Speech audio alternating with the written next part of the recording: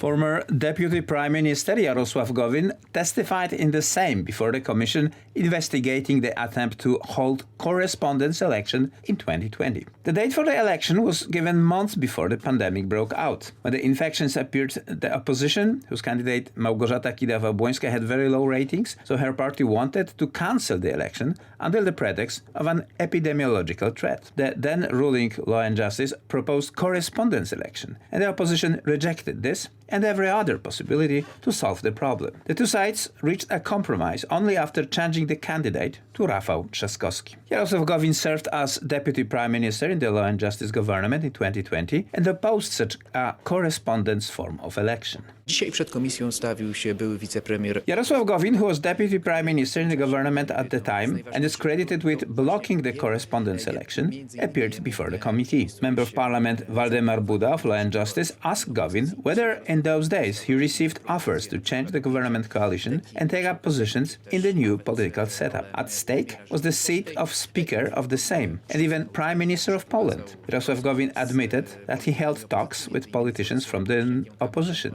but refrained from revealing details of the negotiations. dostał jakieś konkretne propozycje. Mam wiedzę i też to kilka osób. I have several confirmations that you spoke via electronic messaging and Mr. Radosław Sikorski offered you the position of Prime Minister. Please confirm this information. Did you share this news?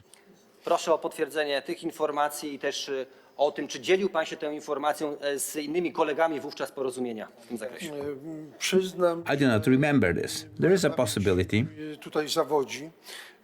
Na pewno jest możliwe, że Radosław Sikorski Przepraszam, ale panie premierze, to jest Sir, do you refuse to answer? zgodnie z tym pouczeniem pana przewodniczącego? Czy...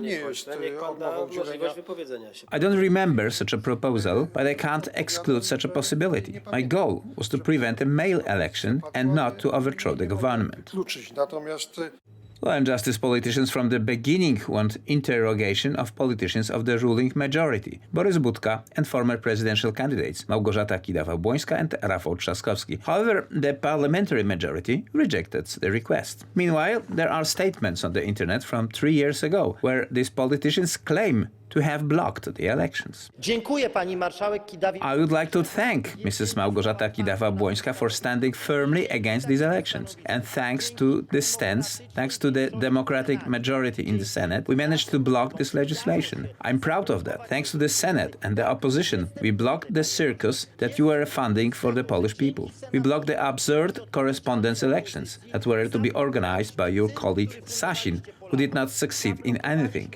You should thank us now. Wybory. Gdzie zobaczyli, że wycofuje się na jakiś... I'm withdrawing from the election. What is needed now is a fresh, strong impulse that Rafał Trzaskowski is such. That's a relay race. We must win this election. And if Rafał Trzaskowski wins, I will be very proud to say I contributed to it. I blew the May elections and led to a new opening. For me, it's not important who wins this election, as long as it's a person who will defend the constitution. And that is not Mr. Andrzej Duda. Gdzie ten urząd pełni. Ważne, żeby to była osoba... Przesłuchanie Hearings before the committee will continue. MPs wants to hear testimony from Elżbieta Witek, then Speaker of the Sejm, Senate Speaker Tomasz Grodzki, and Member of Parliament Tomasz Wipi from Jarosław Gowin's party.